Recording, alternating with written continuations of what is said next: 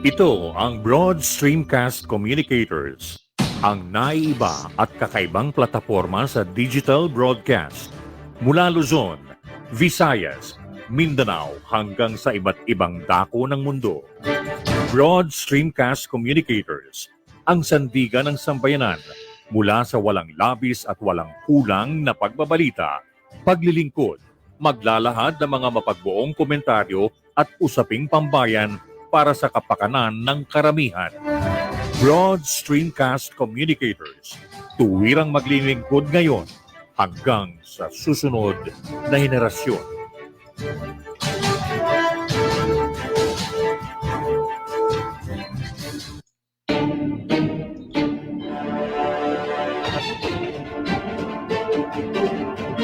Ang sinumang lingkod bayan ay may tungkulin na pinanumpaan.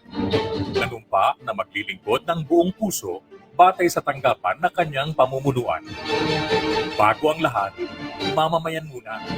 Ito ang palatuntunang maglalahad ng mga tuwirang impormasyon upang magsilbing gabay ng ating mga nanunungkulan saan mang tanggapan ng pamahalaan para sa kapakanan ng mamamayan.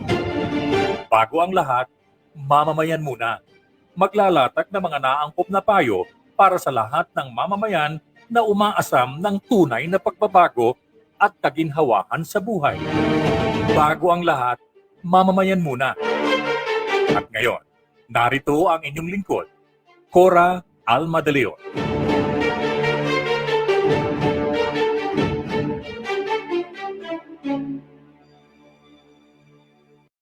Lahat ng bumubuo ng palatuntunang bago ang lahat, mamamayan muna. Tampok sina Dr.Reymund Arcega at Secretary Cora Alma De Leon. Sumasa inyo tuwing Martes, Huwebes at Sabado sa ganap na alas 5 ng hapon. 3 beses sa isang linggo na nagpapaalala sa atin ng kahalagahan ng tapat at totoong serbisyo publiko. Kasama ng mga dakila, puwaran, at kapitapitagang mga public servants, mga pinuno ng iba't ibang private sectors, mga naglilingkod sa pamahalaan at iba't ibang kagawaran, mga academic leaders at mga guro mula sa lahat ng antas at level ng pampubliko at pribadong paaralan, mga mambabatas at policy makers, mga pinuno ng gobyerno at maging mga kawani nito. Tayo ay patuloy na hinahandugan ng mga kaalaman, karanasan at mga payo upang masagot ang mga tanong ng mamamayan. Isang oras ng pagpapalitan ng kuro-kuro tungkol sa mga isyong mahalaga sa mamamayan. Mula sa iba't ibang dako ng bansa o saan man sa mundo ay maririnig natin ang mga humble beginnings ng mga panauhin at kung paano sila nakatulong para paunlarin ang buhay ng mga Pilipino. May mga talakayang sumasalamin sa mga pangyayaring napapanahon tungkol sa politika, ekonomiya, edukasyon, kalikasan, kalusugan, kapayapaan, at kapakanan ng sambayanang Pilipino. Mayroon ding makabuluhang sharing mula sa mga public servants na naglingkod at kasalukuyang naglilingkod sa pamahalaan kung saan kanilang inilalahad ang mga matagumpay na proyekto na nakatulong sa mga mamamayan. Ang mga ito ay magsisilbing hamon at inspirasyon sa lahat ng nagnanais makapaglingkod sa bayan.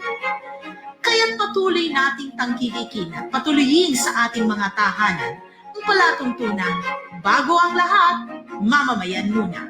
Muli, tuwing Martes, Huwebes at Sabado sa ganap na 5 ng hapon sa Facebook at maaari ding mapanood sa YouTube. Tandaan, bago ang lahat, mamamayan muna.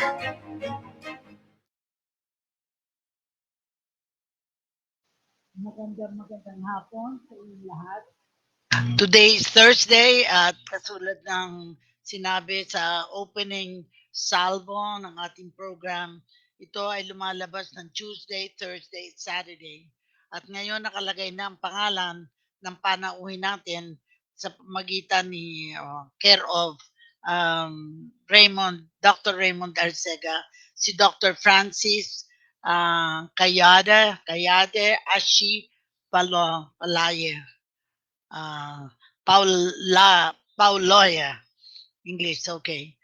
We will begin the program with the usual prayer for the nation, as introduction to our program, which goes like this: Lord, let me be the change I want to see, to do with strength and wisdom all that needs to be done, and become the hope that I can be.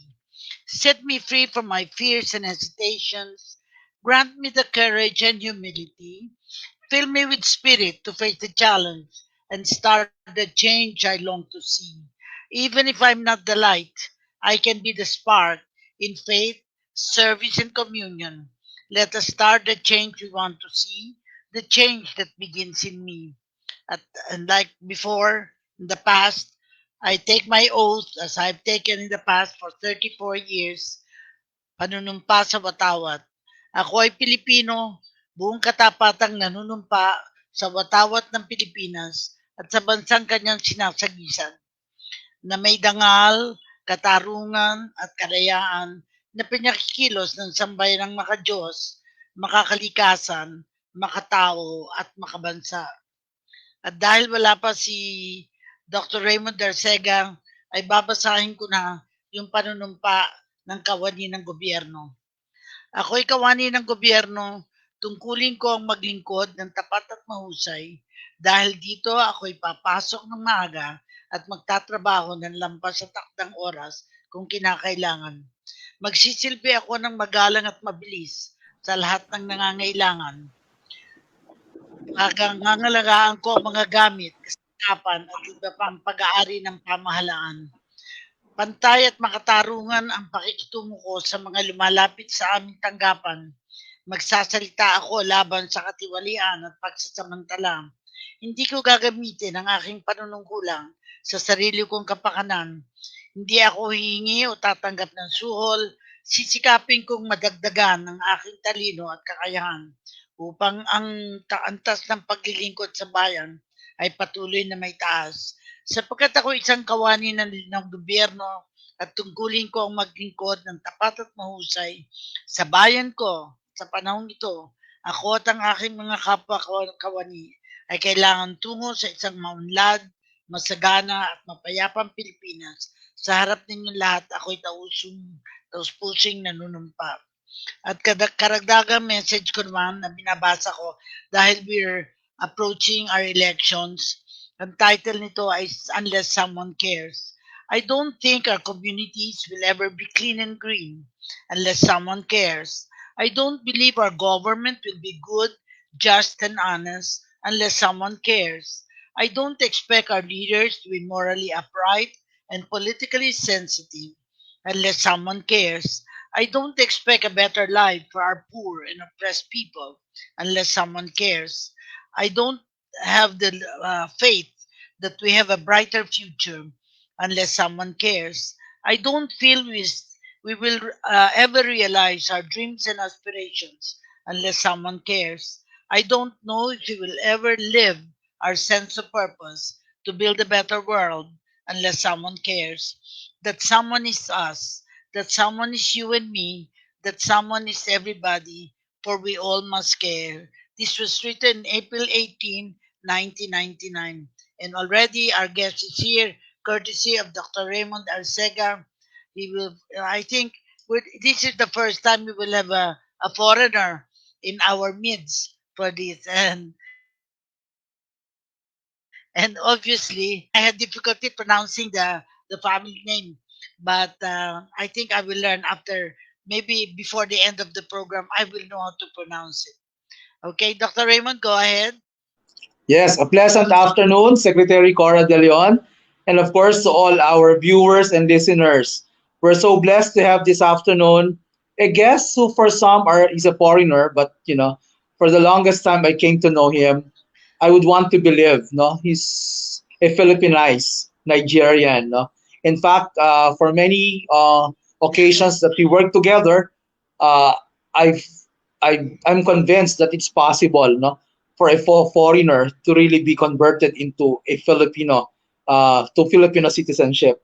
So, ladies and gentlemen, in our afternoon session, we're so blessed to have the Assistant Vice President for International Affairs of the Lyceum of the Philippines University. Salubungin po natin no, si Dr. Francis para for him to introduce himself, of course, where he came from. He will tell us, of course, the place where he was born and who are his parents and what are the education diploma that he has completed, where, and maybe the positions that he've held for many years no, prior to him becoming the Assistant Vice President of the Lyceum of the Philippines University. So all of us, salubungin po natin si Dr. Francis Ashipauloye. Good afternoon, Dr. Francis. Good afternoon, Honorable President Dr.Reymund Arcega and Madam Cora Alma De Leon. This is my first time to appear in this show, but I've always seen the Honorable President, Dr. Reymund, always being interviewed and discussed. Then I always like that on Facebook because in the Philippines, I have two idols, Dr. Peter P. Laurel and Dr. Reymund Arcega. So once again, my name is Dr. Francis Kayode Ashipa Oloye. I'm from the west of Africa, in a country called Nigeria. I've been in the Philippines since 2007. I used to be a seminarista. I don't know, for some reason, I think it's not the will of God for me to be a priest. So when I came in 2007 as a missionary, I belonged to a missionary group in Las Piñas called the Anna Wims. Then later I left there, I became a retreat master. Then after that, I decided to take up my master's degree in Lyceum of the Philippines University in Batangas. I took my master's degree in public administration, then doctorate in public administration. Then I took up another PhD program, PhD in management. So I've been teaching in LPU Batangas. Then in 2015, I transferred to LPU Laguna, where I became the Dean of the Graduate School. And through the courtesy of the Honorable Chancellor and Dr. Peter P. Laurel, I was appointed as the Assistant Vice President for International Relations. So like I said, I used to be a seminarista. So when I did not make it into the priesthood, I decided to take up teaching as a vocation. Because for me, when you teach, you are also preaching. Because for every teaching or every subject you teach, you have to impact values. And for me, what is lacking in many educational institutions or in education in general is what I describe as character formation. So that is one of the things I always try to expound in the minds of those I teach. So I think Honorable Chancellor, Honorable Dr. Reymund Arcega, that is all I can say for now. I don't know what else to say. Thank you very much. Well, this will be an engaging conversation, and we would want to know who you are, not just your background, but really, you mentioned that you are from Nigeria. Well, Yes, po. as far as I know, Nigeria is one of the most developed, and Kenya, I think, the more developed countries in Africa. I've been to South Africa, but only very short visit just to attend the conference. But there are not many Nigerians. For a while, there were Nigerians in the Philippines studying at that time. I remember. I don't know whether they were all Nigerians. There certainly there were Africans, and you can tell. Of course, they stand out in the university, whether at the University of the East, and the other universities, and some of them also take medicine. They take that to become a doctor. They're people like those.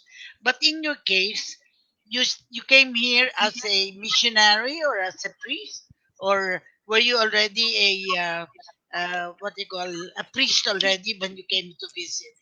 No, ma'am. I wasn't a priest. I actually had Missionary? 1 year. I actually had 1 year to becoming a priest when I was still in Nigeria before I left the Okay. seminary. So when I came in 2007, I joined a missionary group. And after 1 year, I did not continue with them because I felt I have another calling, and that was the passion to teach. So Nigeria, like you said, Nigeria is the most populous country in Africa with over 200 million people.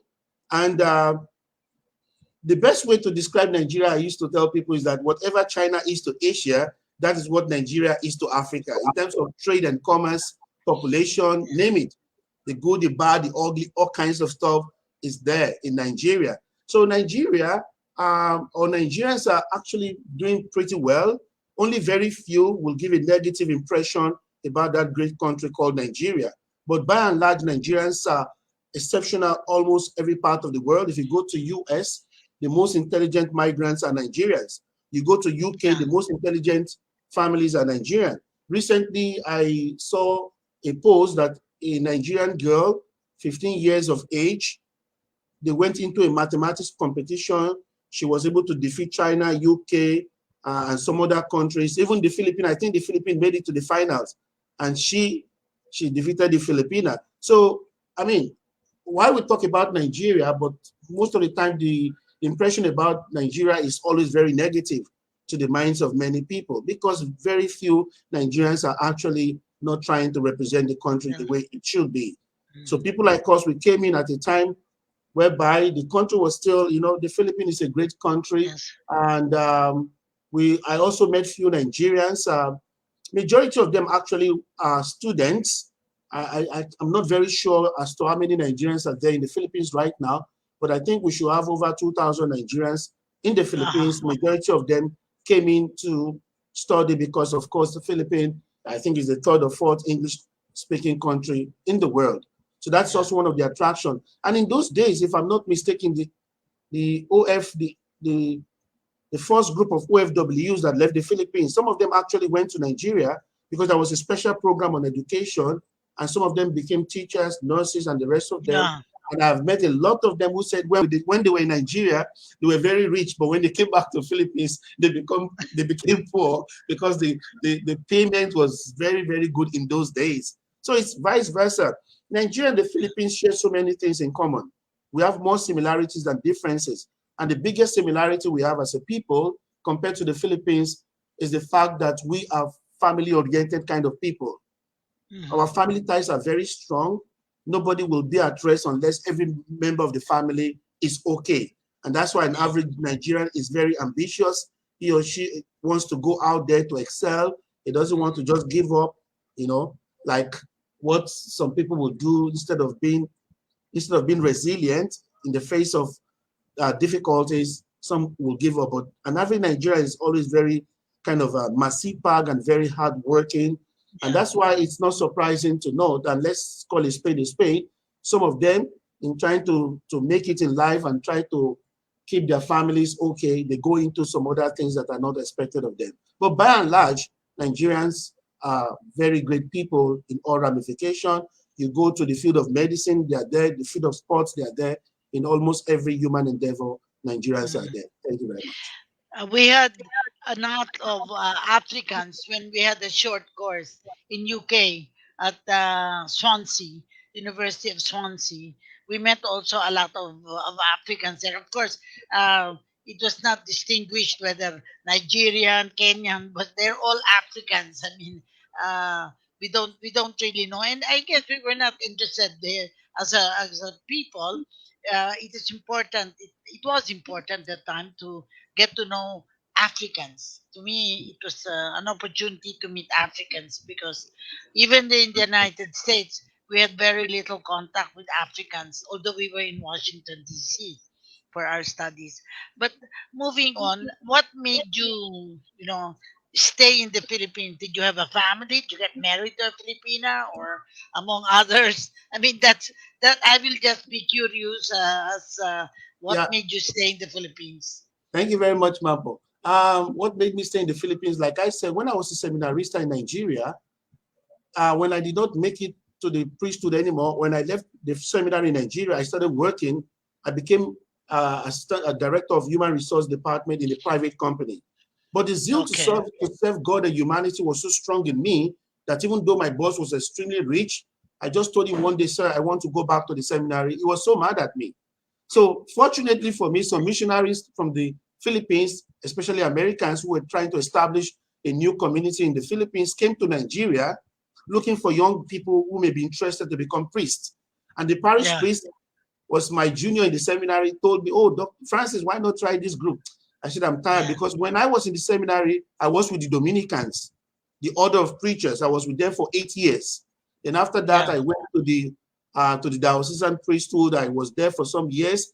So when I met this group from the Philippines after the interview, I was admitted, but on one condition, that I have to sponsor myself to the Philippines. So I was torn in between wealth and the service of God and humanity. So I decided to go to the seminary. I sponsored myself to the Philippines in 2007. When I joined the missionary group, then I realized that actually it's a very new group. For me, I've gone so far in the seminary, 1 year to be a priest, so I felt it's like starting all over again. And besides, the group is so new that they don't even have a permit that time, recognition to be established by a bishop. So I looked at all those and I said, no, maybe this is not the right place for me. So I left that group. Then I started teaching in LP Batangas. And after some time, I said, oh, Francis, because I became a retreat master, actually in Capuchin Retreat Center for more than 1 year. Then after some time, I felt this is not a professional job, preaching retreat every day. So what I did was I took up my master's in LP Batangas. While I was taking up my master's in LP Batangas, I met a classmate of mine. We both met at the office of the former governor, Vilma Santos, because I wanted to present my thesis, because I did something about the provincial government of Batangas, the employee performance and job motivation. So I wanted to present a copy. So my friend saw me. I said, what are you doing there? I said, I'm just trying to see the governor. Who's your Valentine? Do you have a date for Valentine? It was February 14th. I said, I don't have. He said, I have my wife's friend is still single. My wife's friend is still single. Would you want me to introduce? I said, okay, why not? So he introduced me to a lady called Joy Kumia, who later became my wife and who is still my wife. That's how I met my wife, through a common friend. And then she was connected to GMA Network in Quezon City. She's part of the program support department. She has been there for 11 years. So I visited, and when we met, I think she just felt something great about me. And same here. So after 1 year, we decided to be married. We got married, and we've been married for almost 10 years. And you have children? Yeah, that's another concern. We don't have kids yet, but we're happily married and still growing together. 10 years, because we recognize that children are gifts from the Lord. And we have been gifted by so many children that are not biologically our own children, because we have been invited as Ninong and Ninang, and we have kids around that we still try to support left and right. That's basically that. Yeah, you're such a personable guy. I'm sure you have made many friends among the Filipinos, and I think that I think it is fair and just to say that we are very hospitable as a culture, and therefore we welcome really foreigners, and we're not. I don't know. They say that the Filipinos are the most hospitable because they'll even give you their bed in the family room for guests, or for to make sure that they are shown the how to welcome guests. No?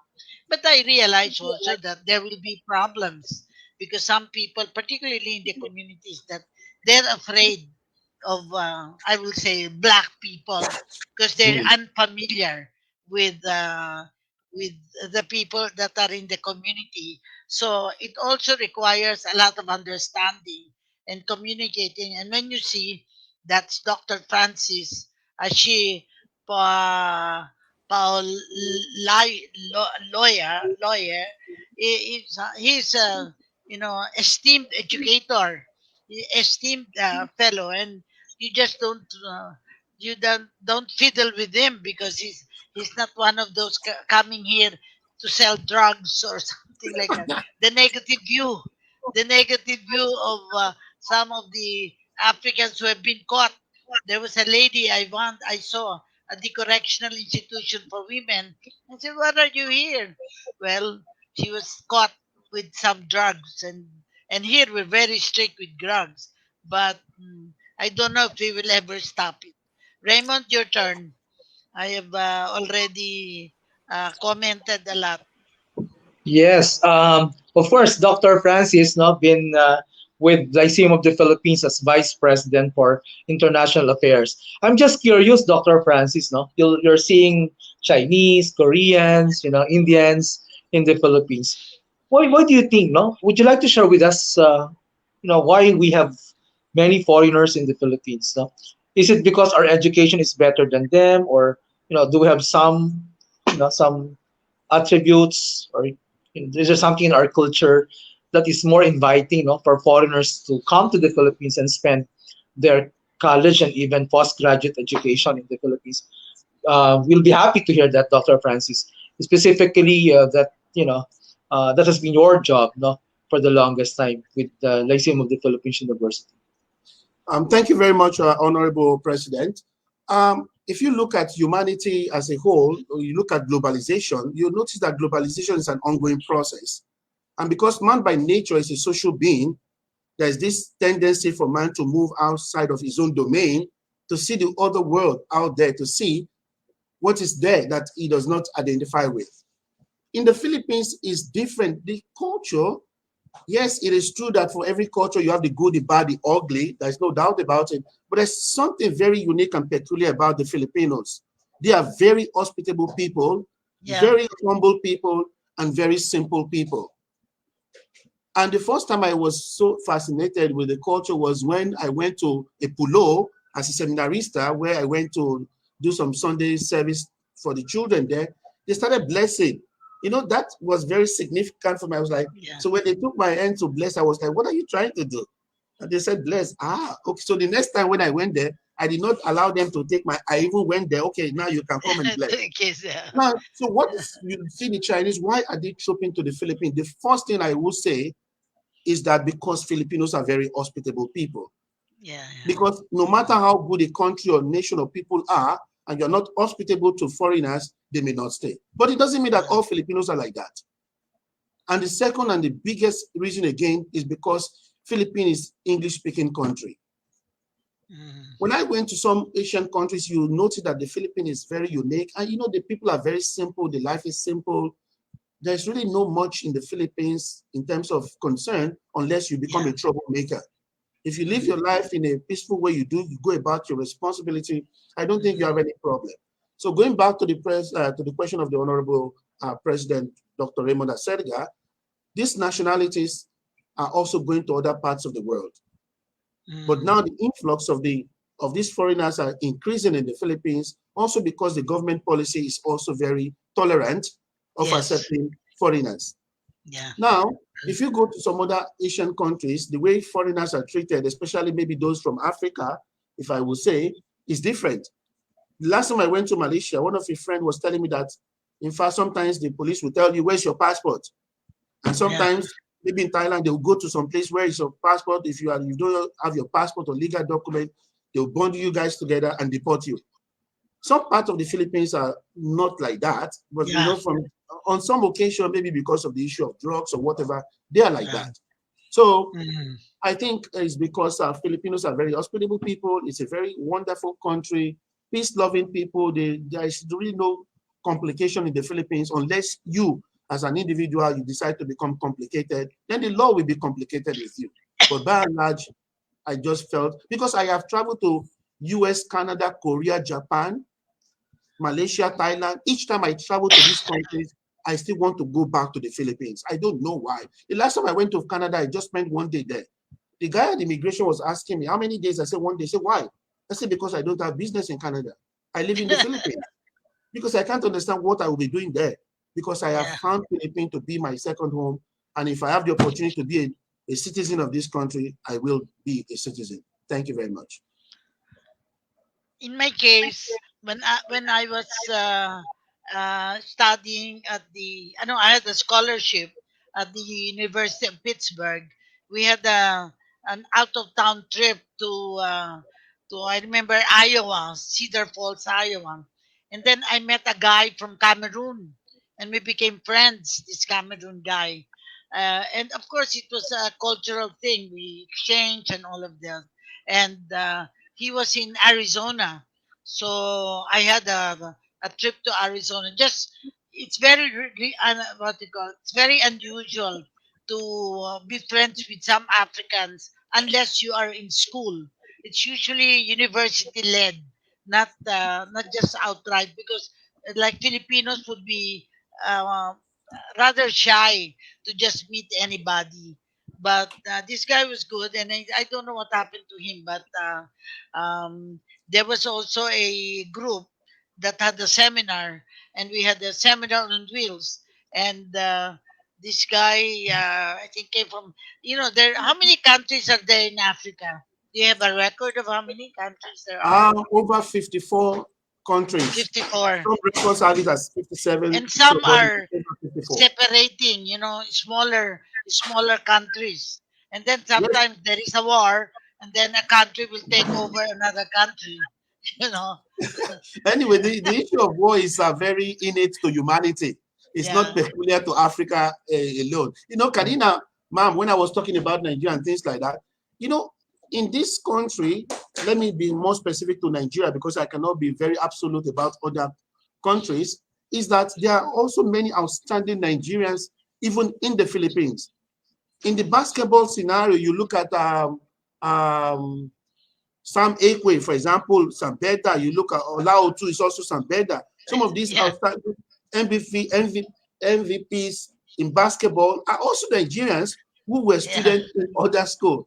And there They're was good. Yeah, another yeah, CJ Perez. The guy was very good with LPU Manila.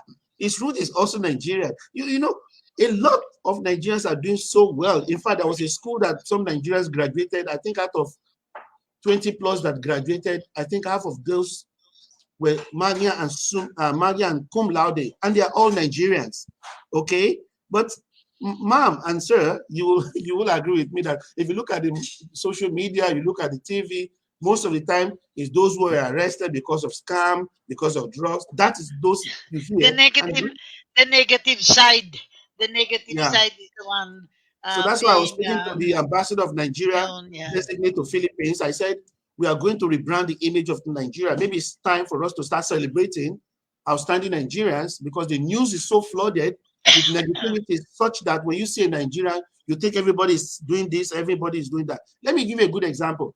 7 years ago, I was teaching in class. One of my students said, Dr. Francis, I said, yes, can I help you? Sir, 3 Nigerians were arrested because of drugs. I said, okay, whatever.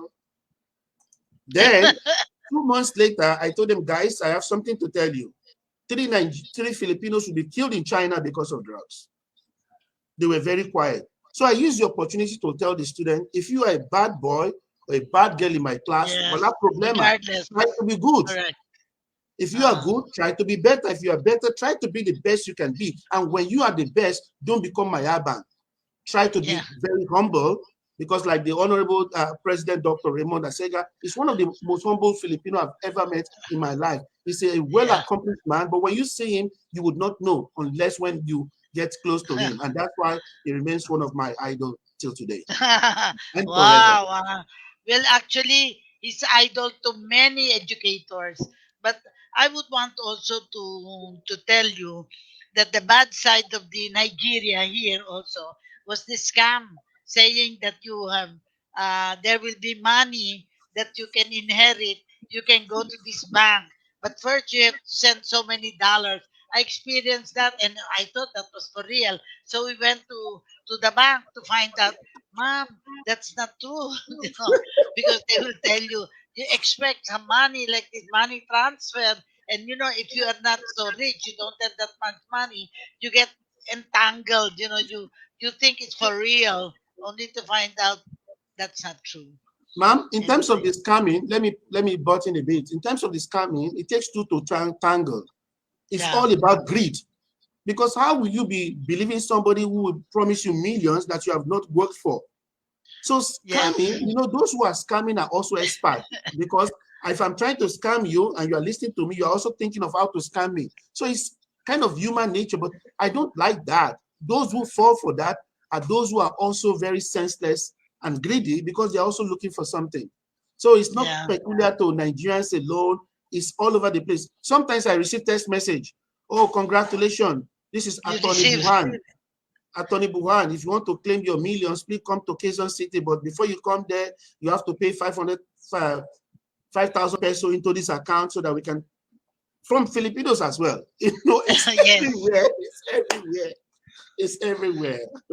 Uh, Very great. Anyway, just to let you know, there are people already who um, sent to their Facebook.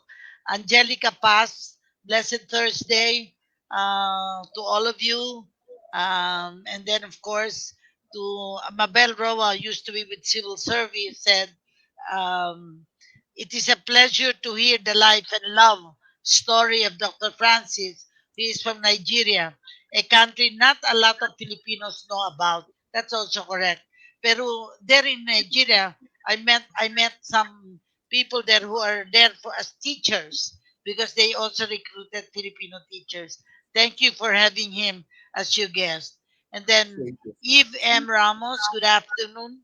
Ma'am Cora De Leon, Dr. Raymond, and Francis, more power and all BSC family. And Evelyn Roda, my former staff, now in Maryland.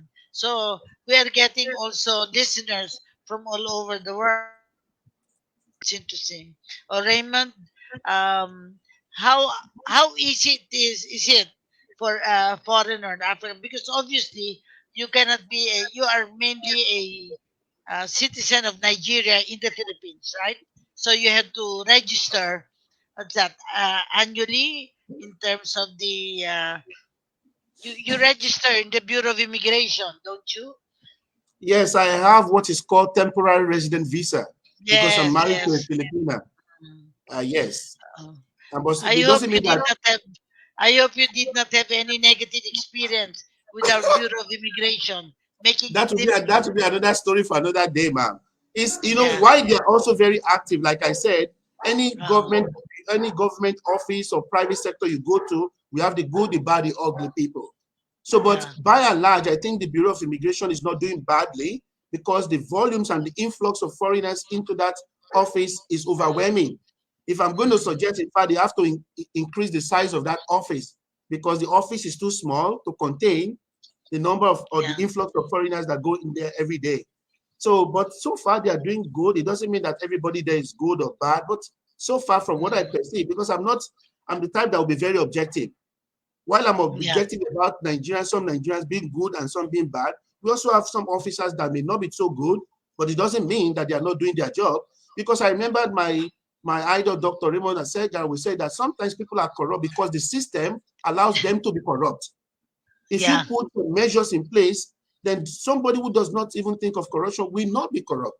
So sometimes Yeah. it's systemic, such that it's according to John Paul II, he calls it structure of sin. It has become a structure that everybody is now okay with it. It's no longer something bad. But for me, Yeah. going back to the immigration experience, I have not had any really negative experience. I don't know of other people, but of course there are stories of people complaining left and right, but that is their own experience as well. Okay. I will go to another side of the your life here. Have you visited some tourist spots already in the Philippines? What do you remember? Well, I Because once, in Batangas you already have lots of nice places. yes, but I think I've been to Palawan when I was invited there as a Palawan, speaker. yes, yes, that's Yes, I've nice. been Yeah. to Bicol, I've been to Bicol, Cebu, Bohol. Have you been I've to been to Bohol? Nopo, but I've Davao, been to Baguio, I've been to Davao, yes.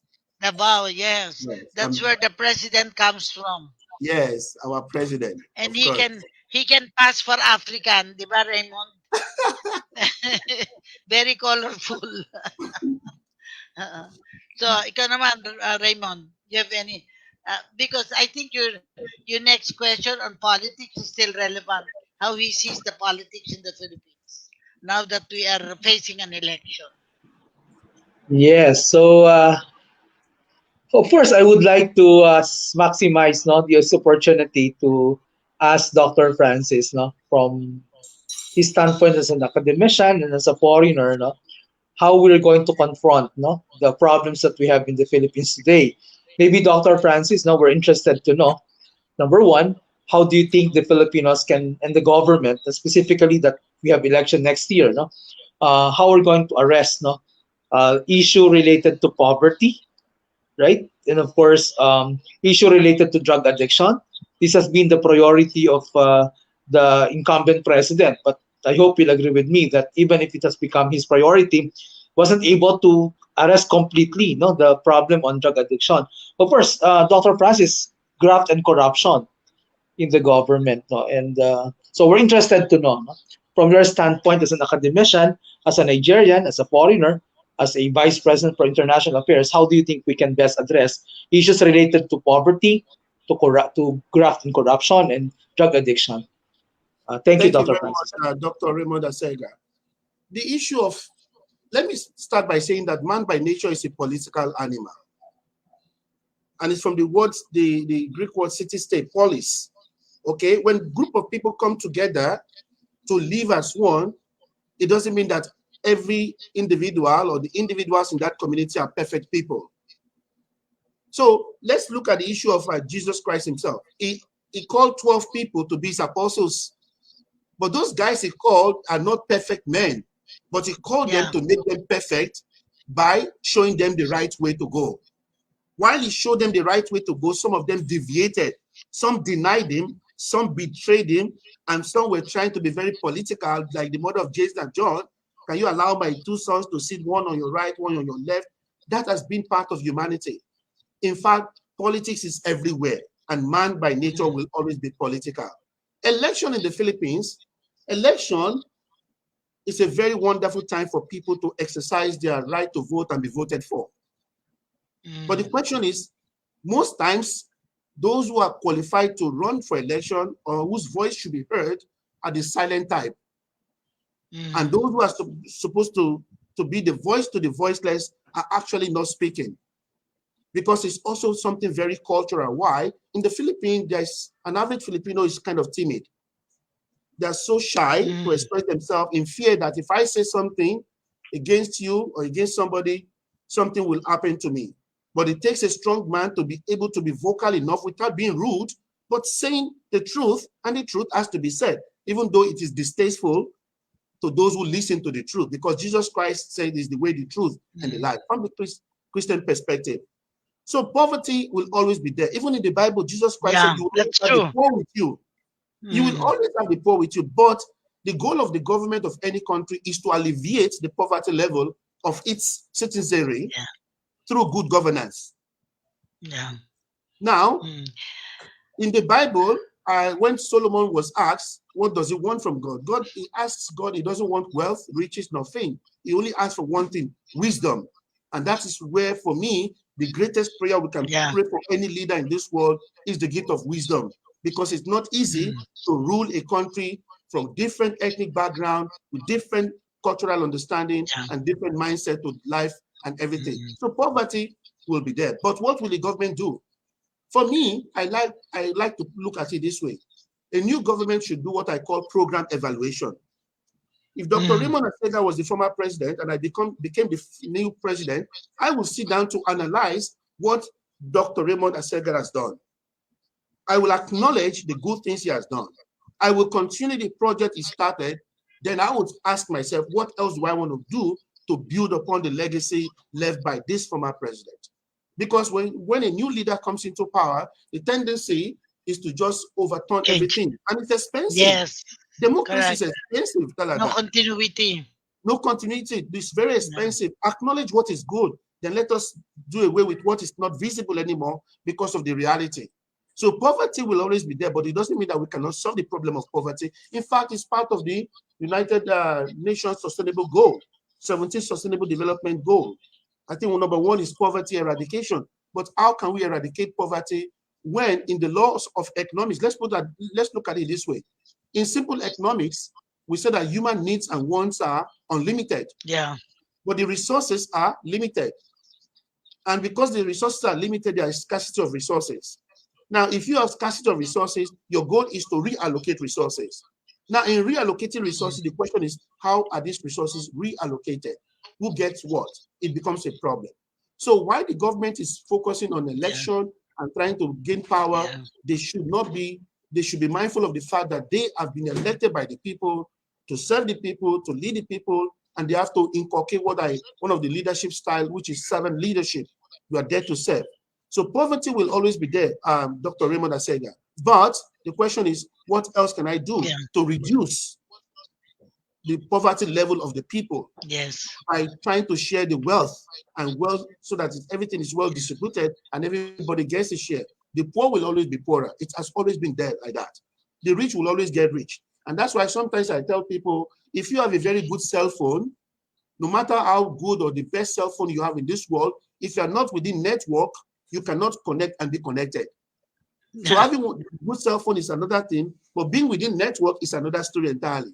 So the government has to create a network or enabling environment that will empower the poor people to be self-sustaining, self-propagating and self-financing, so that they will also understand that in their own level, wherever they are, they can still make a living when the government is already giving the support to the people. So I cannot absolutely address the issue or give you solution to solving problem of poverty, but the leader should try his best to eradicate the poverty level through programs and policies that will be in favor of the poor and the marginalized community so that they can also see the light of the day.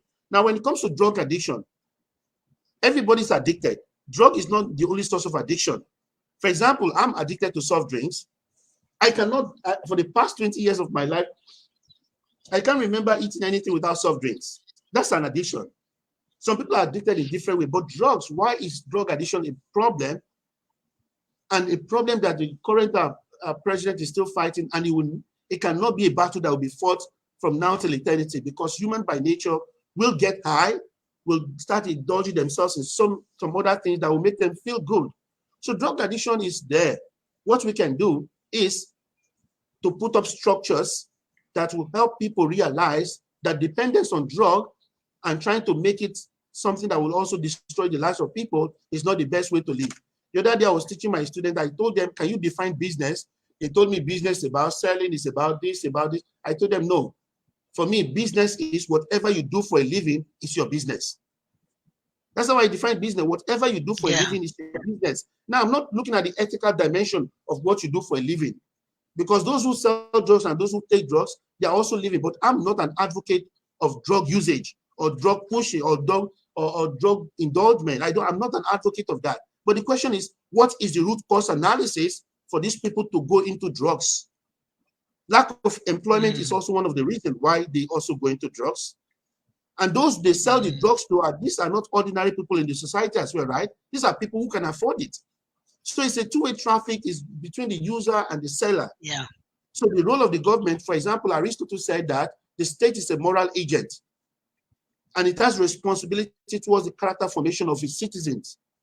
And that can be done when the proper policies are in place. There are thousands and thousands of policies in place, but at the end of the day, how come people are still like that? It's because some people have chosen to be like that. And there's really nothing you can do but to do your best to conscientize and sensitize them through policies, through programs, through religious leaders and everything, because it's not easy for you to get somebody who's addicted to change overnight. It's slowly but surely, and it's not going to be something that will be done overnight. In the issue of corruption, corruption is endemic. In fact, it has become a structure of the scene in almost part of the world. In fact, the biggest problem with Africa right now is corruption, especially corrupt leaders. Africa, for example, is the richest continent in the world. Africa right now, as I speak, even before now, is the richest continent in the world. Africa used to be the cradle of civilization through ancient Egypt. But today, what is happening? For example, in my country, with all due respect to my beloved country, Nigeria, our leaders are also very corrupt. In the Philippines, do we have corrupt officials? Of course. In US, everywhere. So that's why in this election, it's now time for citizens to sit down and say, what will be the reason behind those they want to vote for? Are they going to vote for a party of an individual? But sometimes somebody said it's very easy and very difficult to set the right tone for election, because those who are in power will always hijack power. One day when I was in high school, I read a book. I can't remember the author of the book. The guy said, rigging is part of election. I was scandalized how the author would say that rigging is part of election. Then when I was trying to recogitate and reminiscence about the thought, then I said, rigging is part of election. Then I tried to look at countries all over the world. I said, oh no, it's technically true, but should that be the ideal? No, we don't have to rig to win, because vobis populi, vobis dei. the voice of the people is also the voice of God. So that's why, if you look at the entire scenario, it's difficult to really address all this, but there must be a conscious effort from the point of individual. I told my student, I have the right and I have all it takes to be a bad guy if I want to be. If I want to go into drugs, I can. If I want to do this, I can. But I have chosen not to, even if the structures in the society are very appealing for you to do so, but I have not done so. Today, I am what I am. I am where I am right now because I've taken a stand not to follow the crowd, but to make a difference by doing what is uniquely different as an individual. Because my guiding principle in life is to do ordinary things in an extraordinary way. Raymond, we have only last 2 minutes, so we get 1 minute each. Go ahead. Okay, so yeah, it has been my first time to hear once again Dr. Francis, and I know he will allow me to speak in Tagalog, no, because of our listeners, no. So, una, maraming salamat sa ating mga tagapakinig at napanood ngayong hapon na ito. Marami po tayo natutunan kay Dr. Francis Ashi Pauloye. Una, tigit sa lahat, pwede tayong maging Pilipino kahit hindi tayo Pilipino. At kung kaya magmahal at maging tunay na Pilipino ni Dr. Francis, sino naman tayo mga Pilipino para hindi tayo maging tunay na Pilipino? Napakaganda ng mga tinura ni Dr. Francis upang malutas, no, ang ating problema sa paghihirap, sa korupsyon at sa drug addiction. As once said by Dr. Francis, no, sa mga leader na tumatakbo sa ngayon, no, for those who are running for election now, please be reminded that the voice of the people is the voice of God. So we have to always consider the idea that all our decisions must be in consultation with the Filipino people. And if they say yes, no, it means, or no, that happens to be the stand also of God. The voice of the people is the voice of God. For you, Dr. Francis, thank you so much for joining us today. Wow, it's a very engaging, a different, a very different engagement, no? A foreigner trying to be a Filipino, no? Into our program, Bago ang Lahat Mamamayan. Hoping to see you again, Dr. Francis. Maraming salamat. Thank you very much. And for Dr. Francis, the poem from Rabindranath Tagore sits well.